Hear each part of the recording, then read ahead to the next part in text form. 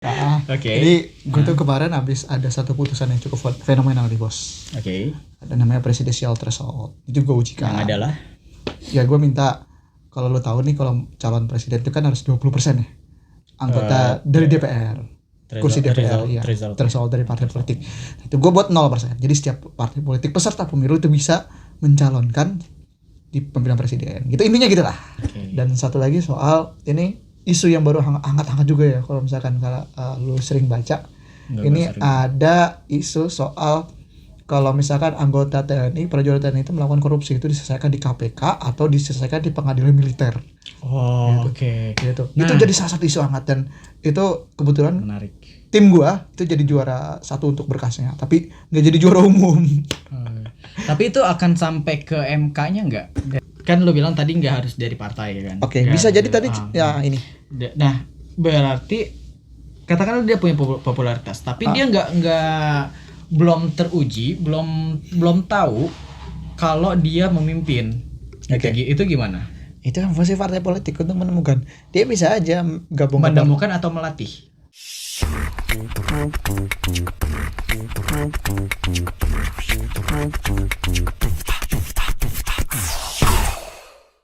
Halo, welcome back to Hi Hello Podcast bersama saya Farhan. Dan hari ini saya mendatangi lagi sesosok kayak gitu. Seorang yang telah melawan. Ngeri banget sosok kayak gitu.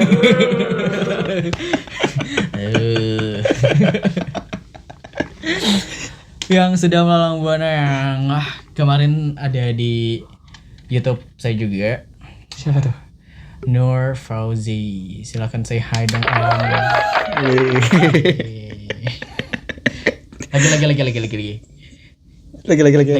Lagi. Kegirangan. Girang gue. Halo guys. Datang lagi sekarang. Farhan tiba-tiba datang ke rumah gua terus minta tidak diundang. Iya, minta podcast. Kenapa? Lo kan lagi viral. Oh, oke, siap. Nah, So asik. Nih. Tadi mainin efek mulu, gue bingung aja. Gue pengen masuk nih. Oke. Nah, lu kan kemarin viral soal dari pemberitaan lu ada di MK gitu. Ya. Oke. Nah, langsung aja nih pertanyaan inti, lu ngapain di MK? Gua kemarin baru dapat permintaan gitu ya. Dari dosen gua buat 1, kawal isu. 2, kawal aspirasi rakyat. Serem bener. Efek dulu. Jadi gue tuh kemarin habis ada satu putusan yang cukup fenomenal nih bos. Ada namanya presidential threshold. Itu gue ujikan. Yang adalah? Ya gue minta, kalau lo tahu nih kalau calon presiden itu kan harus 20% ya anggota dari DPR. Kursi DPR ya. Threshold dari partai politik. Itu gue buat 0%. Jadi setiap partai politik peserta pemilu itu bisa mencalonkan di pemilihan presiden. Gitu intinya gitu lah. Gitu, ini kebetulan kasus kedua yang gue tangani di MK bos. Berarti untuk breakdown sedikit, 20% itu berarti kursi Tadinya kursi parlemen. Kursi dan juga 25% perolehan suara. Jadi ada kursi dan 25% suara. Jadi kan kadang-kadang kan kalau kita penghitungan itu kan 20% kursi nasional, tapi jumlah suaranya tuh ada yang 21%, kan ada mekanisme hitung-hitungan sendiri gitu untuk mengkonversikan ini bisa jadi kursi berapa gitu. Gitu lah intinya gitulah. Kalau soal mau dijelasin lebih lanjut untuk pendidikan masyarakat. Jadi gini. Intinya permohonan kita tuh, kita pengen biar pemilu itu inklusif, punya banyak calon, dan juga itu menjadi jadi setiap membuka calon juga bagi setiap partai politik untuk punya calon terbaik dan ya untuk siap untuk berkompetisi di pemilihan presiden. Intinya gitu sih. Dan ini sebenarnya ini permohonan tuh banyak diujikan gitu ya. Dari tahun 2017 udah sebenarnya 33 kali baru sekarang nih digolkan ini, dan alhamdulillah menang gitu ya. Oke, berarti untuk bukan memperbanyak juga, apa namanya, lebih variatif lah calonnya gitu. Lebih banyak. Nah, gue pengen tanya, lu kan tunet. Ya, udah tahu kan? Nah, lu ngakuin gak? Gue nanya. Lu ngakuin gak? Insya Allah. Hah? Insya Allah. Nah, lu suara lu gedean, lebih gede suara efeknya nanti. Nah, ini apa? Pertanyaan gue. Apa? Bagaimana ceritanya lu bisa sampai MK dan sampai viral seperti ini? Pertama, lu dari rumah naik Transjakarta, turun di halte Monas, terus nyebrang tuh udah masuk MK, bos. Bodoh amat. Bener kan? Maksud gua perjalanan lu. Iseng banget tuh tadi.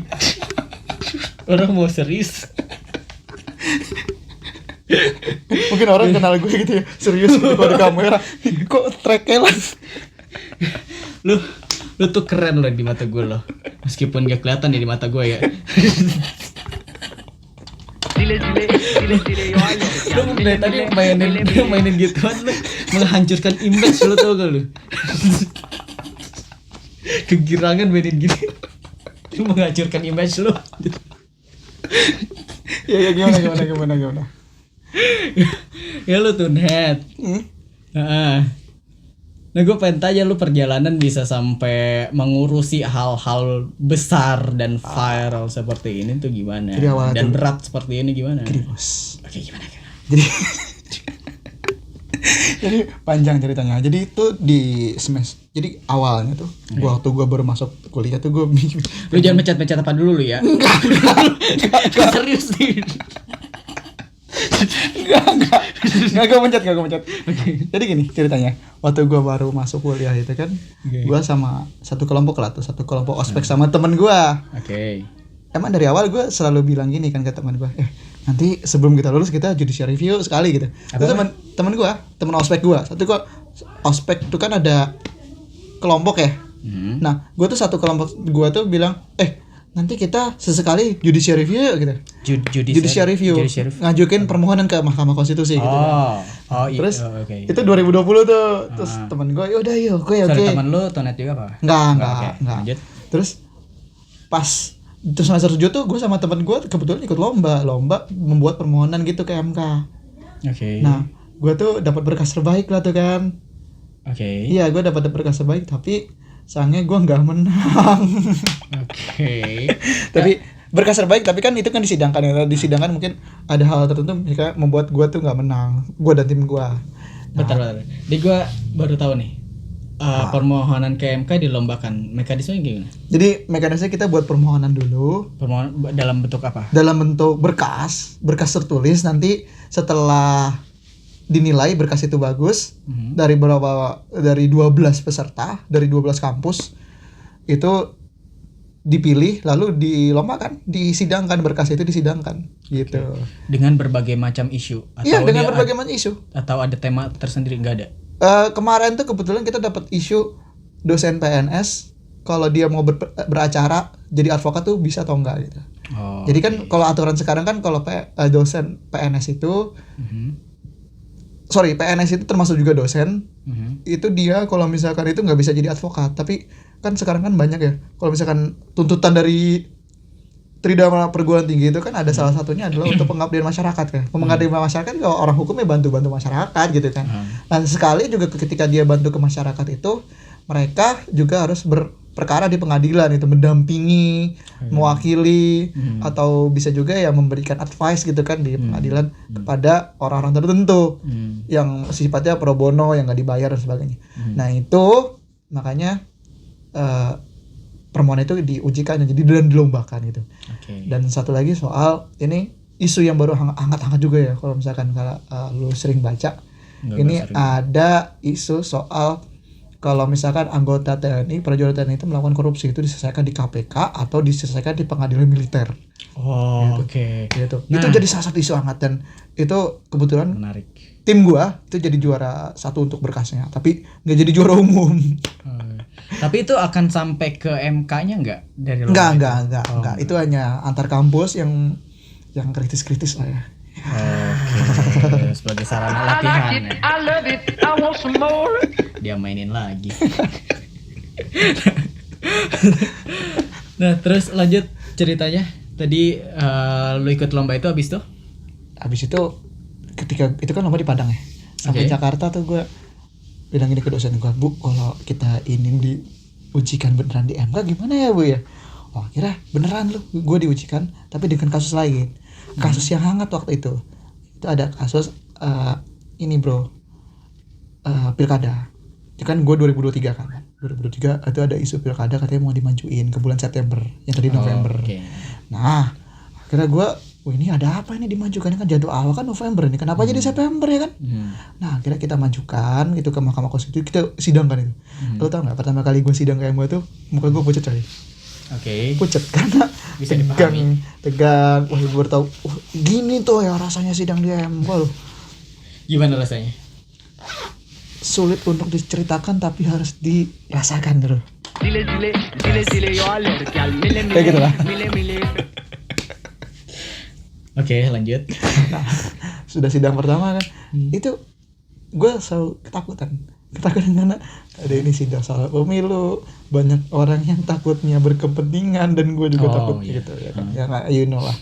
Dan ternyata kan hasilnya putusannya permohonan gue diakomodasi oleh MK.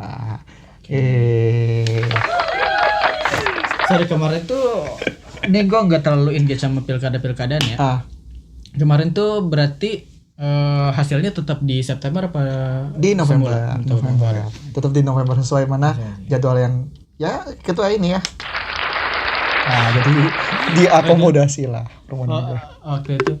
Ini hasilnya bisa lebih besar suara efeknya lu daripada suara lu. Tadi dimain-mainin mulu. Nah, balik lagi tadi apa namanya? Berarti di MK. Nah, lanjut. Dari situ ketika gue bisa buat sejarah ya. Sejarah ini bener. Jadi waktu ada itu jejak.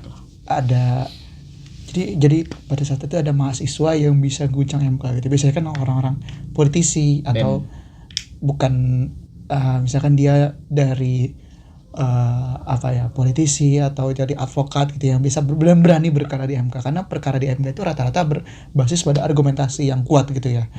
Bukan hanya sekedar berkas yang bagus, tapi argumentasi yang kuat, bukti yang kuat. Jadi itu karena satu-satunya di Indonesia, dan ya perkaranya itu ketika diputus langsung final dan binding gitu, final dan mengikat. Jadi jika diputus nih perbuatannya apa, jadi langsung berlaku gitu. Nah, itu banyak tuh dapat perhatian dari Mendagri saat itu, Pak Tito Karnavian, dari Ketua Komisi 2. Pada saat itu kita kaget, wih, kok bisa ya nih dia dapat perhatian ini 2 mahasiswa itu. Bahkan kemarin tuh ada salah satu komentar juga jadi mantan cawapres, Pak Muhammad MD, muji lah tuh 2 mahasiswa UI. Nah, caranya di Google lah ada. Nah, itu Nur Fauzi. Ya, banyak ya. Harus ini. Oke, lanjut. Nah, terus 2 mahasiswa lu sama siapa? Sama kawan gua yang tadi. Oh, yang di aspek itu ya. Oke, lanjut. Terus udah selesai, kemudian abis pemilu tuh kan, gak lama kemudian pemilu April, lalu di April penyelesaian di MK kan. Terus kita ngerasa, wah ada isu lagi nih, isu threshold nih. Kemarin tuh seharusnya bisa banyak calonnya gitu. Tapi ya ada peristiwa sandera politik dan sebagainya, itu kan menyebabkan jadi calon-calon jadi dikit gitu kan. Di partai politik jadi sandera gitu kan untuk mendukung atau hanya mencalonkan tertentu gitu. Jadi ada sandera dan permainan elit juga. Dan akhirnya kita ngobrol-ngobrol gitu kan, ya kita majuin lah presidensial threshold, kayaknya unik nih dan bisa diputus. Nah, terus udah itu kita langsung rapat untuk buat strategi kira-kira siapa ya yang bakal jadi pemohon, kita apa ya dalil argumentasinya. Karena ini bos, jadi perkara ini tuh 33 kali diujikan semenjak 2017 dan semuanya mental karena pada saat itu MK berpendapat ini tuh belum waktunya. Dan faktor politik juga ya, jadi hakim MK situasi politik karena mereka ingin ya menjaga 20% threshold itu tetap ada gitu ya, entahlah faktornya karena apa gitu. Dan pada saat itu kan lo tahu ya kalau kemarin tuh pas pilpres itu ada perbedaan pendapat. Jadi ada hakim yang bilang kalau kemarin tuh kan intinya gini, pilpres itu kan 8 hakim yang menyidangkan. Nah suaranya tuh 5-3. Jadi kan ada 3 hakim yang sebenarnya nggak sepakat gitu ya. Ada dissenting opinion karena ya menganggap pemilu itu ada kecurangan, ada pembagian bansos dan sebagainya. Itu kemarin jadi salah satu ini juga ya di MK tuh baru pertama kali loh pilpres ada dissenting opinion. Ya udah kita buat aja lah sekalian presidential threshold, bisa jadi ini jadi sejarah baru. Bisa jadi MK tuh berpikiran ya udahlah ini diturunin aja thresholdnya gitu. Dan kita rapat, kita cari argumentasi, kita matangin strategi, lalu kita buat permohonan. Itu di dari Juli 2024 kita udah mulai masukkan ke MK, kita udah mulai itu, lalu kita sidang di Agustus dan dikasih perbaikan gitu bos. Di situ waktu persidangan juga seru bos. Jadi kita ketemu sama elit-elit partai, kita tanya-tanya kenapa kalian mengajukan ini, lalu kita disidangkan juga ya di MK. Mereka juga partai politik saling memberikan argumentasi gitu, lalu kita juga memberikan bantahannya gitu. Jadi itu persidangan sangat seru lah. Jadi gue tuh bersidang tuh dari Agustus sampai Januari, ada sekitar 6 bulan itu baru perkara kita diputus gitu bos. Di perjalanan sangat panjang, sangat melelahkan, tapi hasilnya ya alhamdulillah sesuai dengan keinginan kita ya. Itu yang tadi mencet Fauzia guys. So gue masih ada pertanyaan lagi. Gimana? Pertimbangan mereka mengabulkan permohonan lu apa? Permohonan kalian lah. Karena mereka menganggap bahwasannya ya situasi sekarang sudah tepat untuk adanya penurunan presidential threshold gitu bos. Intinya karena mereka melihat argumentasi kita, wah ini kira-kira yang kita dalilkan ada 3 secara garis besar ya. Pertama, kita pengen pemilu itu inklusif. Jadi banyak calon, banyak tawaran opsi. Juga kita juga yang kedua adalah memperkuat sistem kaderisasi partai politik. Jadi partai politik itu bagaimana punya kader-kader yang berkualitas. Lalu yang ketiga juga kita ingin bagaimana suara itu dari, kan kalau kita lihat ya, Indonesia itu kan besar, 38 provinsi, tapi kalau kita mau menang pemilu itu ya kita harus berkuasa atau banyak meraup suara di 6 provinsi di Pulau Jawa itu. Nah ternyata kita itu ingin pemilu itu inklusif, pemilu itu jadi banyak calon, jadi kan ada 2 putaran kemungkinan. Dan kalau lo tahu di konstitusi kita kan juga ada bilang 20%, jadi calon presiden itu harus dapat 20% dari setengah jumlah provinsi. Jadi misalkan gini, jadi jumlah provinsi 38, berarti harus dapat 38 bagi 2 kan 19. Jadi 19 provinsi itu harus dapat 20% biar dia bisa maju ke putaran kedua. Nah itu menunjukkan adanya legitimasi kan. Jadi presiden Indonesia kan presiden untuk semua gitu, untuk kan bukan hanya presiden untuk di Pulau Jawa aja gitu kan bos.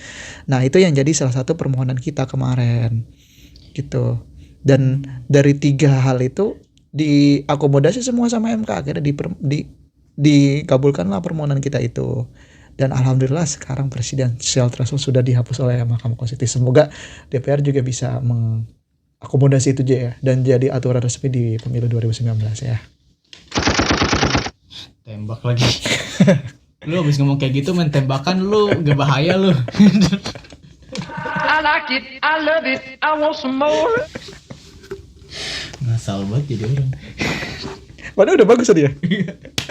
Nah, gini, bukannya itu hal yang masuk akal, maksudnya gini, kalau ini agak sedikit membahas soal itunya sih. Apa? Soalnya harusnya tentang tunanetra masuk ke MK ya, tapi agak sedikit nih. Soal itu Ya memang harusnya bukan harusnya sih. Artinya pemerataan populasi di Indonesia kan memang nggak rata kan. Emang nggak rata. Lebih banyak di Jawa. Di Pulau ya, Jawa. Otomatis secara strategi strategi suara. Kemenangan kan. Kemenangan. Iya, fokus Pulau Jawa. Iya, tapi gini kan Bos. Bukan berarti ketika dia minoritas itu kita nggak punya berhak untuk ambil suaranya dia. Jadi intinya gini, setiap daerah meskipun itu banyak atau dikitnya populasi, tapi kan permasalahannya berbeda-beda. Permasalahan di Jawa dengan permasalahan di Papua itu berbeda. Permasalahan di Jawa dengan permasalahan di Kalimantan berbeda. Di Maluku dengan di Sulawesi berbeda. Maka dari itu kan presiden Indonesia itu presiden untuk semua. Bukan hanya presiden untuk Jawa aja, bukan untuk Sumatera aja, tapi untuk semua gitu. Jadi itu yang kemarin kita ingin ajukan. Jadi mereka tuh ya diharapkan bisa berkampanye, mereka bisa untuk mengambil suara, bisa melakukan kaderisasi dan juga memenangkan itu, dan supaya mereka juga punya legitimasi. Oh, gue tuh dipilih juga loh sama orang Maluku, gue juga pilih sama orang Papua, nggak cuma hanya Pulau Jawa yang jadi basis suara gitu. Dan otomatis itu jadi salah satu tekanan juga. Oh iya, rakyat gue juga bukan hanya rakyat ini, rakyat gue tuh ada disebar di berbagai wilayah Indonesia gitu. Itu jadi salah satu hal yang mendorong inklusivitas, yang mendorong bagaimana tuh jadi legitimasi juga untuk calon presiden dan wakil presiden ketika mereka terpilih gitu Bos. Ya itulah salah satu permohonan kita kemarin gitu Bos. Asik kan? Nggak tahu gue itu pas apa enggak, tapi ya udahlah, suka-suka lo itu mainan aja deh. Ini kalau terjadi apa-apa sama channel gue atau gue khusus, tolong nih yang bertanggung jawab adalah Fauzi ya guys. Oh, okay. Siap.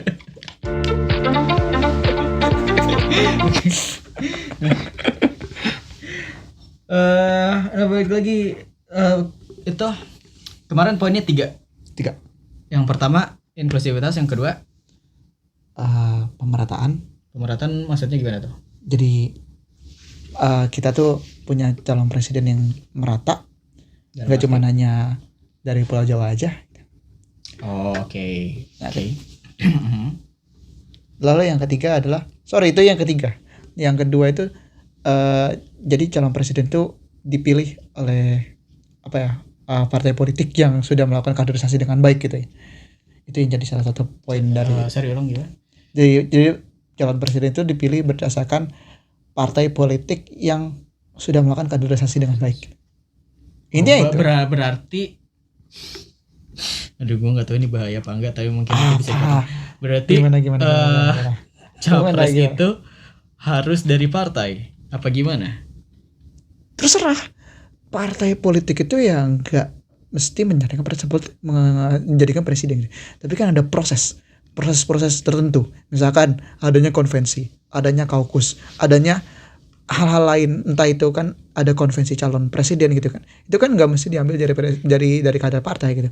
Tapi itu bisa diambil dari siapa aja, asalkan mereka ada mekanisme tertentu sehingga bisa dicalonkan gitu.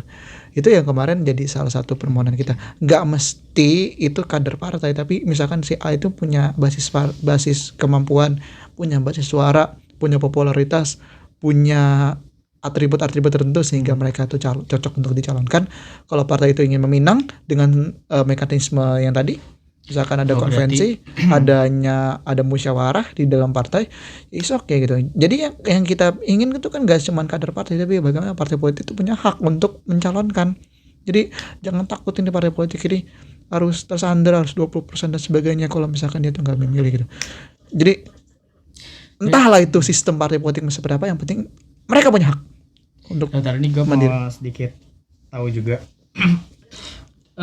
Cara untuk mencalonkan tuh gimana? Maksudnya cara untuk menjadi partai politik atau calon? Bukan calon pilek atau calon presiden gitu. Itu kan lo bilang tadi nggak harus dari partai kan? Oke, bisa jadi tadi ya ini. Nah, berarti katakanlah dia punya popularitas, tapi dia belum teruji, belum tahu kalau dia memimpin. Itu gimana?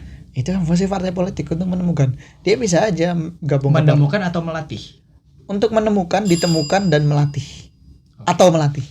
Jadi bisa aja ketika dia itu dicalon punya popularitas dan dia itu punya kapabilitas, dia punya integritas dan sebagainya, tapi partai politik yang ada meminang dia, tapi kan dia bisa melakukan pendekatan, dia bisa mengikuti konvensi dengan mekanisme tadi, musyawarah dengan mekanisme konvensi, mekanisme lainnya dan sebagainya, itu kan dia bisa dipinang oleh partai politik itu, sehingga mereka punya tiket untuk dicalonkan gitu bos. Berarti yang kayak orang-orang dengan baru punya popularitas, belum kelihatan dalam sisi kemampuan politik, berarti kalau partai ingin dia sebagai calonnya, bisa jadi itu berarti harus dilatih, harus atau tidak? Bisa dicalonkan, tapi kan kewajiban partai politik sebagai tempat untuk pelatihannya. Kan bisa aja kan dia dilatih oleh partai tentu karena dimenangkan oleh paman, terus dicalonkan sama partai lainnya. Oh iya. Sabar gue mah. Serem soalnya. Serem. Lagi. Udahlah, makin deg-degan. Gimana? Bubar aja kita ya? Udah, bubar aja dah. Yaudah, thank you 5, guys. 4, 3, 2, 1. Open the door. I like it, I love it, I want some more. Okay, thank you, bye.